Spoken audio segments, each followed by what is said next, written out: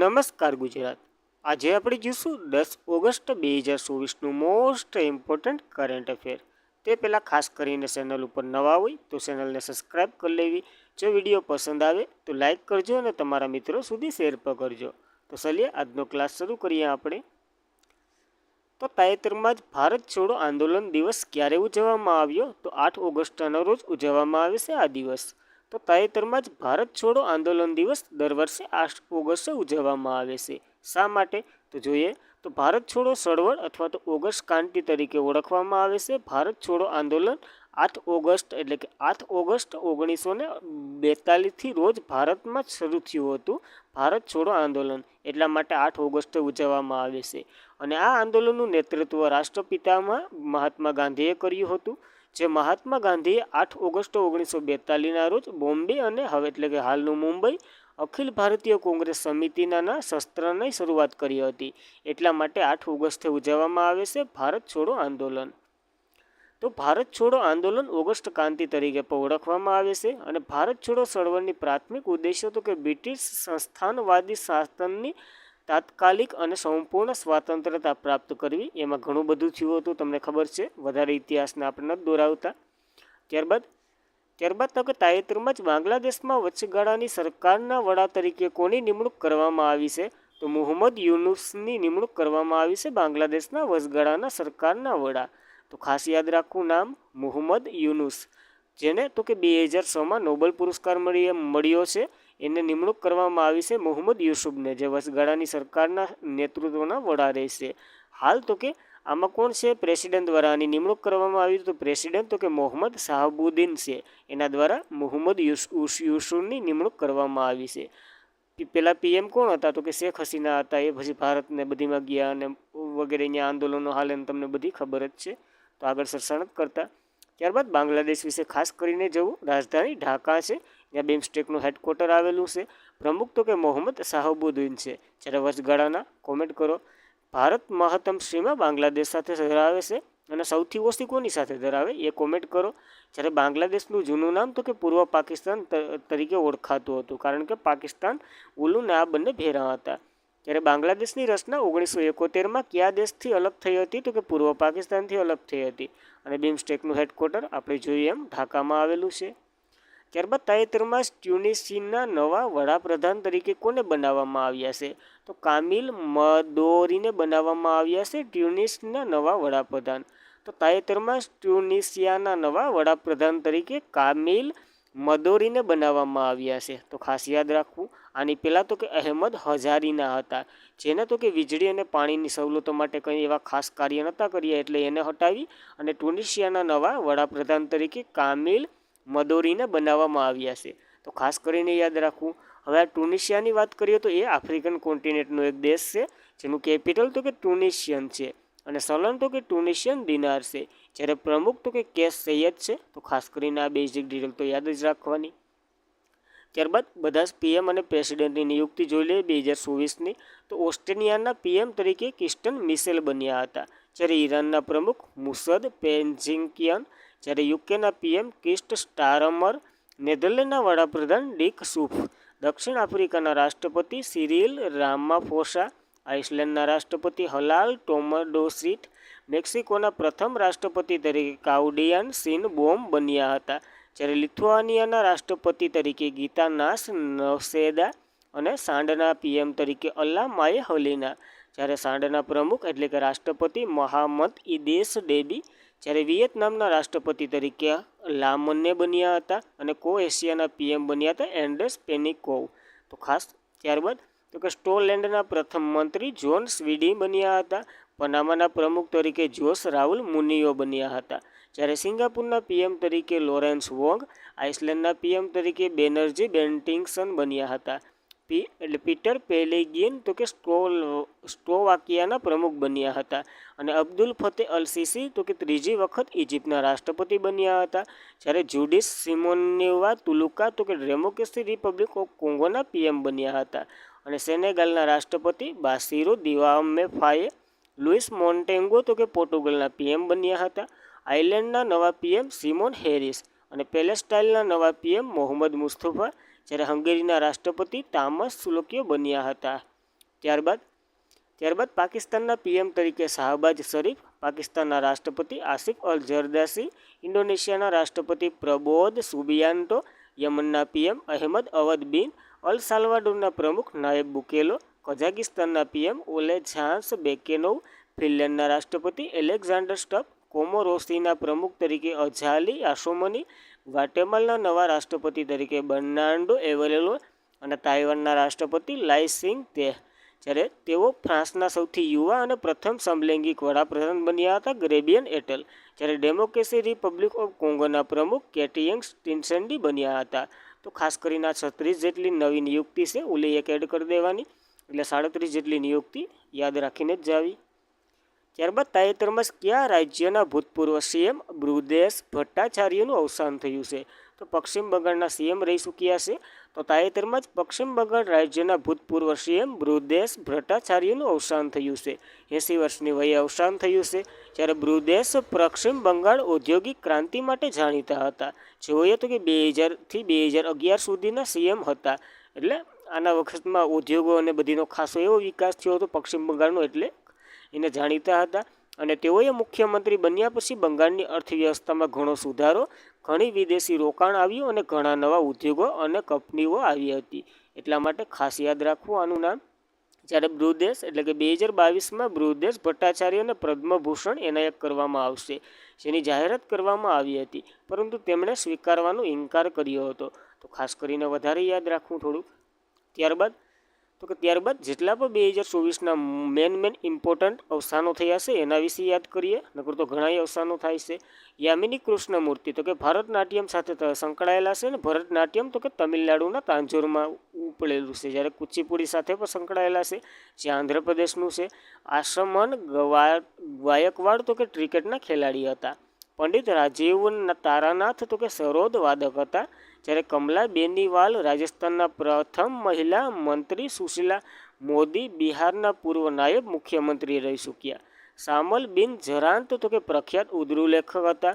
Peter હિંગ્સ તો કે બ્રિટિશના ભૌતિક શાસ્ત્રી હતા. જ્યારે પોલ એલેક્ઝાન્ડર્સ તો કે America the man in the iron lung તરીકે ઓળખા એટલે કે પ્રખ્યાતિ મેળવેલી છે આને. જ્યારે ગઝલ ગાયક પંકજ ઉદાસ દેશના સૌથી વૃદ્ધ ક્રિકેટ ખેલાડી તરીકે દત્તાજી એટલે કે દત્તાજીરાવ ગાયકવાડ ભાવનગર સાથે સંકળાયેલા છે. તો ખાસ કરીને આ નામ તો યાદ રાખવું. ત્યારબાદ સહેલીની શોધક, ભારતના પ્રથમ મૌખિક ગર્ભનિરોધક ગોળીના શોધક આર નિત્ય આનંદ ક્લાસિકલ સિંગર્સ પ્રભાતે કિરાના ઘરાનાના છે. અને મુનવૈયા રાણા જે પ્રખ્યાત ઉર્દૂ ગાયક હતું, આ બધીનું તાજેતરમાં જ અવસાન થયું છે. તો ખાસ યાદ રાખવું. ત્યારબાદ તાજેતરમાં જ એટલે કે ભારતની સેનાએ તાજેતરમાં જ પર્વત પ્રહાર કવાયતનું ક્યાં આયોજન કર્યું છે? તો લદ્દાખ ખાતે આનું આયોજન કર્યું છે.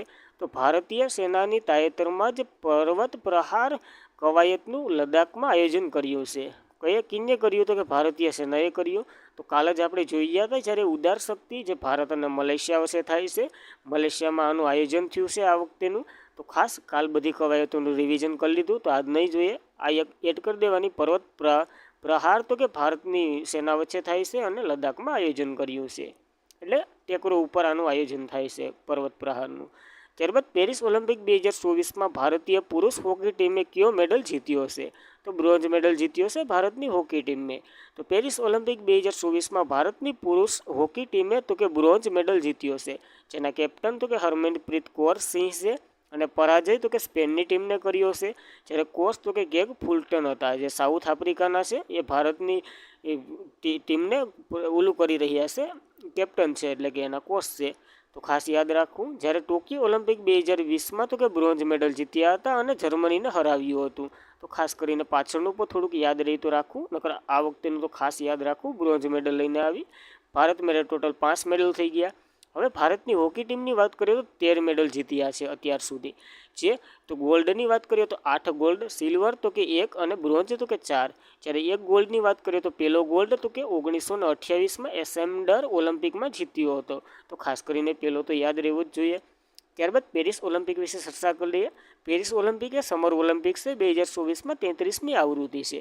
26 જુલાઈથી 11 ઓગસ્ટ 2024 દરમિયાન આનું આયોજન થવાનું છે. ક્યાં? તો કે પેરિસ, ફ્રાન્સ ખાતે. માસ્કોટ તો કે ઓલિમ્પિયન ફ્રીઝ છે, જે ફ્રાન્સની એક પરંપરાગત ટોપી છે. ભારતીય ટોસ બેકર અભિનવ બિંદ્રા છે, એટલે કે મસાલ વાહક, જે તો કે શૂટિંગ સાથે સંકળાયેલા છે. અદાણી ગ્રુપ તો કે ભારત ટીમનું સ્પોન્સર કરી રહ્યું છે. જ્યારે ઉદ્ઘાટન સમારોહમાં ધ્વજધારક તરીકે શરદ કમલ, ટેબલ ટેનિસના પીવી સિંધુ, બેડમિન્ટનના ખેલાડી હતા. અને સમાપન સમારોહમાં ધ્વજધારક મનુ ભાકર, જે શૂટિંગ સાથે સંકળાયેલા છે. અને સેફ ડી મિસાલ ગગન નારંગ બન્યા હતા. જ્યારે બિલ્કિસ મીર તો કે પેરિસ ઓલિમ્પિક સમિતિની જ્યુરી સભ્ય બનનાર પ્રથમ ભારતીય બની હતી. જ્યારે 4 નવી ગેમો એડ કરવામાં આવી હતી: banking, scatter boarding, sport climbing અને સર્ફિંગ. જ્યારે 2028નો સમર ઓલિમ્પિક તો કે લોસ એન્જલ્સ ખાતે થવાનો છે. વિન્ટર ઓલિમ્પિક 2030નો તો કે ફ્રાન્સ ખાતે થવાનો છે. અને 2034નો યુએસ ખાતે થવાના છે ઓલિમ્પિકો. ત્યારબાદ આપણી આ એવોર્ડો મળ્યા છે એ જોઈ લઈએ. તો કે પહેલો બ્રોન્ઝ એવોર્ડ આવ્યો હતો ભારત તરફથી. મનુ ભાકર 10 મીટર એર પિસ્તોલમાં ઇવેન્ટમાં બ્રોન્ઝ મેડલ લાવ્યા હતા. અને આ પેરિસ ઓલિમ્પિક 2024માં ભારતનો પહેલો એવોર્ડ હતો. થોડીક સ્પીડ લાગશે કારણ કે રિવિઝન છે. તો શૂટિંગમાં ભારત માટે ઓલિમ્પિક મેડલ જીતનાર તે પ્રથમ ભારતીય મહિલાએ બન્યા હતા. અને પ્રથમ ડબલમાં પણ પ્રથમ મહિલા બન્યા હતા. જો મનુ ભાકર અને સરબેજજોત સિંહ બ્રોન્ઝ મેડલ લાવ્યા હતા. તો આ 2 બ્રોન્ઝ મેડલ થયા, ખાલી 2 મેડલ થયા એમ ગણો. અને ભારતીય ઓલિમ્પિકમાં પ્રથમ વખત મિસ શૂટિંગ ઇવેન્ટમાં મેડલ જીત્યો હશે, તો આ પણ આપણા માટે આઈએમપી ગણાય. જ્યારે મહારાષ્ટ્રના શૂટર સંપિતિંગ કિલ્સલે એ પુરુષની 50 મીટર રાઇફલમાં 3 પ્રોસેસ ઇવેન્ટમાં બ્રોન્ઝ મેડલ જીત્યો હતો. તો આ ટોટલ કેટલા થયા? 2 ને 1 3. અને ભારતીય પુરુષ હોકી ટીમે સ્પેનને હરાવીને બ્રોન્ઝ મેડલ લાવ્યો 4. અને જેવલિન થ્રો, જેની ચર્ચા વધારે કાલ કરશું, આ ખાલી જોઈ લઈએ. એમાં તો કે નીરજ ચોપડાએ સિલ્વર મેડલ જીત્યો. અને ટોટલ ભારત મેળે તો કે 5 મેડલ આવ્યા છે. તો ખાસ કરીને આંકડો યાદ ન રહે તો કંઈ નહીં, પણ કઈ ગેમ સાથે કઈ વ્યક્તિ સંકળાયેલો છે એ ખાસ યાદ રાખજો. ત્યારબાદ ઇસરોએ કયા રોકેટ વડે તેનું અર્થ ઓબ્લેકવેટ સેટેલાઇટ 8 એટલે કે 08 ઈશ્વર 8 એટલે કે લોન્ચ કર્યો છે? તો SSLV-D3થી લોન્ચ કર્યો છે આ ઉપગ્રહ. તો તાજેતરમાં જ ઇસરોએ SSLV-D3 રોકેટ વડે તેનો અર્થ ઓબ્લેક્ટ સેટેલાઇટ 8 લોન્ચ કર્યો છે. તો આ SSLV-D3ની ફૂલ ફોર્મ તો કે small satellite launching vehicle, D એટલે કે ડેવલપમેન્ટ થાય છે. અને આ ત્રીજા પ્રકારનું ડેવલપમેન્ટ છે. જ્યારે 08ની વાત કરીએ અથવા તો O8ની વાત કરીએ, એટલે કે EOSO 08 તો કે રિમોટ સેન્સિંગ માઇક્રો સેટેલાઇટ છે, એને લોન્ચ કર્યો છે, જેનો વજન તો કે 175.5 કિલોગ્રામ છે. અને અન્ય તો કે ઇસરોએ બનાવ્યો છે. આ તો કે 15 ઓગસ્ટ 1969ના રોજ ઇસરોની સ્થાપના દિવસ ઉજવશે. ને આ વખતે તો કે તેનો 55મો સ્થાપના દિવસ છે, ત્યારે લોન્ચ કરવાનું છે ઇસરો. તો કયા વ્હીકલથી લોન્ચ કરશે એની વાત કરી, SSLV-D3થી. જ્યારે ઘણાય રેકોર્ડો લોન્ચ કરી દીધા છે, તો તેના વિશે જોઈ લઈએ. NVS-01 સેટેલાઇટ તો કે GSLV-F20 લોન્ચ કર્યું હતું. અને જાસૂસ 01 આઝાદી સેટેલાઇટ 2, જે ભારતનું સૌથી નાનું રોકેટ હતું, એને તો કે SSLV-D2થી લોન્ચ કર્યો હતું. અને PSLV-C54 તો કે INS ડુટી 2B ઉપગ્રહ જે લોન્ચ કર્યો હતો, જે ભૂતાનનો હતો. જ્યારે ટેસ્ટ લોન્ચ 2 તો કે સિંગાપુરનું સેટેલાઇટ હતું, એનાથી તો કે C55 એટલે PSLV-55 લોન્ચ કર્યું હતું. જ્યારે PSLV-C56 તો કે DS શાર્ક સેટેલાઇટથી લોન્ચ કર્યું હતું. અને PSC-57 તો કે આદિત્ય L1 આનાથી લોન્ચ કર્યો હતો. જ્યારે PSLV-58ની વાત કરીએ તો જે તો એક્સપોર્ટ એટલે કે સ્પોર્ટલિંગ અને એક્સપોર્ટ જે લોન્ચ કર્યો હતો. અને GSLV-F14થી તો કે એનસ્ટાર જે 3DS ઉપગ્રહ છે એને લોન્ચ કર્યો હતો. તો નામ યાદ રહી તો રાખજો, નકર રહેવા દેજો, એટલા બધી કંઈ ઇમ્પોર્ટન્ટ નથી. આ ખાસ કરીને યાદ રાખવું. SSLVનું ફૂલ ફોર્મ તો કે સ્મોલ સેટેલાઇટ લોન્ચ વ્હીકલ થાય છે. જ્યારે PSLVનું ફૂલ ફોર્મ તો કે પોલાર સ્ટેટેલિંગ લોન્ચ વ્હીકલ થાય છે. અને GSLV તો કે જીઓસિકોન્ટ સેટેલાઇટ લોન્ચ વ્હીકલ થાય છે. તો ખાસ કરીને ફૂલ ફોર્મ યાદ રાખવા. ત્યારબાદ ઇસરો વિશે માહિતી લઈ લે, જેની રચના તો કે 1969માં થઈ હતી. હેડક્વાર્ટર બેંગ્લુરુમાં છે. અધ્યક્ષ તો કે એસ સોમનાથન છે, જેની આત્મકથા તો કે લીલાવું કુશિયા સિંહગલ છે. અને સૂત્ર તો કે માનવ પ્રકારની સેવાઓમાં અવકાશ ટેકનિક. જ્યારે ચંદ્રયાન 3 માટે તેને ઘણા બધા એવોર્ડો મળી ગયા છે. હમણાં જ એક એવોર્ડની ચર્ચા આપણે આગળ જોશું. જ્હોન એલ જેકે સ્વિગર્ટ જુનિયર એવોર્ડ, લિફ એરિકસન એવોર્ડ અને ઉડ્ડયન સપ્તાહ વિજેતા પુરસ્કાર. જ્યારે C3 મિશન માટે વર્લ્ડ સ્પેસ એવોર્ડ મળ્યો હતો. તો ખાસ કરીને આ ચંદ્રયાન 3ના એવોર્ડો યાદ રાખવા ઇસરો માટે. ત્યારબાદ તાજેતરમાં જ વિજ્ઞાન રત્ન એવોર્ડ કોને એનાયત કરવામાં આવ્યો છે? તો કે ડૉક્ટર ગોવિંદરાજનને એનાયત કરવામાં આવ્યો છે આ એવોર્ડ. પ્રથમ એટલે કે પહેલી વાર આ એવોર્ડો અપાયા છે અને પ્રથમ વ્યક્તિને મળ્યો છે, તો ખાસ યાદ રાખવું. તો તાજેતરમાં જ વિજ્ઞાન રત્ન એવોર્ડ ડૉક્ટર ગોવિંદરાજન પદ્મનાભનને એનાયત કરવામાં આવ્યો છે. આ તો કે ભારત સરકારે 7 ઓગસ્ટ 2024ના રોજ પ્રથમ રાષ્ટ્રીય વિજ્ઞાન પુરસ્કારોની જાહેરાત કરી, જેમાં તો કે ભારતના વૈજ્ઞાનિક અને ટેકનોલોજી એવા નવીનતા ક્ષેત્રે સર્વોચ્ચ પુરસ્કાર આપવામાં આવ્યા છે. જે તો કે ભારત સરકાર દ્વારા 2023માં ભારતના વિવિધ સંસ્થાઓ દ્વારા અપાતી આવેલા એવોર્ડ 300થી વધારે પુરસ્કારો નાબૂદી કરી અને એક એવોર્ડની શ્રેણીમાં એને બધીને મર્જ કરી દીધા અને નાબૂદ કરી અને રાષ્ટ્રીય વિજ્ઞાન પુરસ્કારની સ્થાપના કરી હતી. આ શ્રેણીમાં તો કે મુખ્ય 4 પ્રકારના એવોર્ડો હોય છે, જેમાં તો કે આ ગોવિંદરાજન પદ્મનાભને તો કે બાયોકેમિસ્ટ્રીમાં વૈજ્ઞાનિકો માટે એના સંશોધન માટે એટલે કે એના વિષય માટે મળ્યો છે. અને આ એવોર્ડ તો કે 4 શ્રેણીઓમાં અપાય છે. જે વિજ્ઞાન રત્નની વાત કરીએ તો મહત્તમ એટલે કે 3 વ્યક્તિને આપી શકે. આ વખતે એકને જ મળ્યો છે, કેને તો કે ગોવિંદરાજન પદ્મનાભને, અને જીવનભરની ઉપલબ્ધિ માટે આ મળે છે. જ્યારે વિજ્ઞાનશ્રીની વાત કરીએ તો મહત્તમ 25 વ્યક્તિને આપવામાં આવે છે. આ વખતે તો કે 10 વ્યક્તિને આપવામાં આવ્યા છે. નામ આપણા માટે ઇમ્પોર્ટન્ટ નથી. વિજ્ઞાન યુવાની વાત કરીએ તો મહત્તમ 25ને અપાય છે. આ વખતે તો કે 11 વ્યક્તિને મળ્યા છે. અને વિજ્ઞાન ટીમની વાત કરીએ તો મહત્તમ 3 વ્યક્તિને અપાય છે. જ્યારે એકને મળ્યો છે ચંદ્રયાન 3ની ટીમને અવકાશ વિજ્ઞાન માટે આને મળ્યો છે. તો ખાસ કરીને યાદ રાખવું, ચંદ્રયાન 3 અહીં પણ આવી ગયો. ત્યારબાદ 23 ઓગસ્ટ 2024ના રોજ આપણા રાષ્ટ્રપતિ દ્રૌપદી મુર્મુ રાષ્ટ્રીય ભવન ખાતે આને એનાયત કરશે. અને 23 ઓગસ્ટે એક દિવસ ઉજવવામાં આવે છે. તે તમારા માટે હોમવર્ક પ્રશ્ન. ત્યારબાદ આવા જ થોડાક એવોર્ડો જોઈ લે, બધાય તો નહીં જોઈએ, નકર વિડીયો બહુ લોંગ થઈ જાય. તો મિલિટરી જેન્સ poet award of the year award 2023 Radhika સેનને. જ્યારે સો પ્રાઇઝ અગાઉનો નોબલ સી વાસ આર કુલકર્ણીને. સાહિત્ય અકાદમી ફેલોશિપ એવોર્ડ સિન્કિયન બોન્ટને. ટ્યુરિંગ એવોર્ડ 2023 કોમ્પ્યુટરનો નોબલ ગણવામાં આવે છે અવી વિગડસને. આંતરરાષ્ટ્રીય બુકર પ્રાઇઝ 2024 જેનરી એપનબેકને, જેની કૃતિ કોરોરોસ માટે, જેનું અનુવાદ તો કે માઇકલ હોફમેને કર્યું હતું. અને વાઇડલી ગોલ્ડ એવોર્ડ જે ગિન એવોર્ડ તરીકે ઓસ્કાર તરીકે ઓળખવામાં આવે છે 2024માં પૂર્ણિમા દેવી બર્મનને, જે આસામના છે. અને 2024નો લસુ મહારાજ પુરસ્કાર જે પંડિત રાજેન્દ્ર ગંગાનાઈને મળેલો છે. ત્યારબાદ ગોલ્ડ મેડ એડવાઇમેન્ટ પ્રાઇઝ 2024 ગ્રીનનો નોબલ અલોક શુક્લને મળ્યો છે, જે છત્તીસગઢથી બિલોંગ કરે છે. ક્રિસ હ્યુમેનિટેરિક એવોર્ડ 2021 રતન ટાટાને. અને 2023નો બિલ ગેસ્ટને. જ્યારે વર્લ્ડ પ્રેસ ફોટો 2024 મોહમ્મદ સાલેમને. અને આર્યભટ્ટ પુરસ્કાર પાઉલિયા સુબ્બારાવને. જ્યારે લતા દીનાનાથ મંગેશકર એવોર્ડ 2024 તો કે અમિતાભ બચ્ચનને. જ્યારે એબલ પુરસ્કાર જે ગણિતનો નોબલ પુરસ્કાર માનવામાં આવે છે મિશેલ ટાલાગ્રાસને મળેલો છે. અને ઇરેશિયમ એવોર્ડ અમિતાભ ઘોષને. 2024નો પિક્ઝલ પ્રાઇઝ રિંકિયા યામામોટાને મળેલો છે. તો આ 15 જેટલા એવોર્ડો ખાસ યાદ રાખવા. ત્યારબાદ તાજેતરમાં સૌથી કાવા મહિલા વોલીબોલ નેશનલ લીગ કોણે જીતી છે? તો ભારતે જીતી છે. આ કાવાનું ફૂલ ફોર્મ આગળ ચર્ચા કરીએ. તો તાજેતરમાં સૌથી કાવા એટલે કે સેન્ટ્રલ એશિયન વોલીબોલ એસોસિએશનની મહિલા વોલીબોલની જે નેશનલ લીગ રમાઈ હતી, જેમાં ભારત જીત્યું છે. આની આવૃત્તિ તો કે ચોથી આવૃત્તિ હતી, 2024માં આયોજન થયું હતું. ક્યાં? તો કે નેપાળનું જે દશરથ સ્ટેડિયમ છે, જે ત્યાં આનું આયોજન થયું હતું. અને ભારત જીત્યું છે. ભારત આ બીજું ટાઇટલ છે ભારતનું. અને હારી તો કે નેપાળ જ ગયું, અને નેપાળમાં જ આયોજન થયું હતું, નેપાળ જ હારી ગયું. ત્યારબાદ આમાં ભાગ કોને લીધો હતો? તો કે ભારત, નેપાળ, માલદીવ, શ્રીલંકા અને ઈરાન આ વગેરે 5 દેશોએ ભાગ લીધો હતો. એમાં ભારત જીતી ગયું છે. ત્યારબાદ એક દુઃખભર્યા સમાચાર. તાજેતરમાં જ કઈ ભારતીય મહિલા કુસ્તીબાજે નિવૃત્તિ જાહેર કરી છે? તો વિનેશ ફોગટે નિવૃત્તિ જાહેર કરી છે. તો તાજેતરમાં જ વિનેશ ફોગટ ભારતીય મહિલા કુસ્તીબાજે નિવૃત્તિ જાહેર કરી છે. જે ઓલિમ્પિક ફાઇનલમાં પહોંચનાર પ્રથમ ભારતીય મહિલા કુસ્તીબાજ પણ હતા. આપણે કાલે એના વિશે ચર્ચા કરી હતી કે 100 ગ્રામ વજન વધારવાના કારણે તેને ડિસ્ક્વોલિફાય કરી દેવામાં આવ્યા હતા. તેઓએ સેમિફાઇનલમાં ક્યુબાના કુસ્તીબાજ ગ્રુઝમેન લેપેઝને અને ક્વાર્ટર ફાઇનલમાં યુકેની એસ્ટાન લિવાન્સ અને આ કંઈ આઈએમપી નથી આપણા માટે, ખાલી ડિસ્ક્વોલિફાય કરવામાં આવ્યા છે.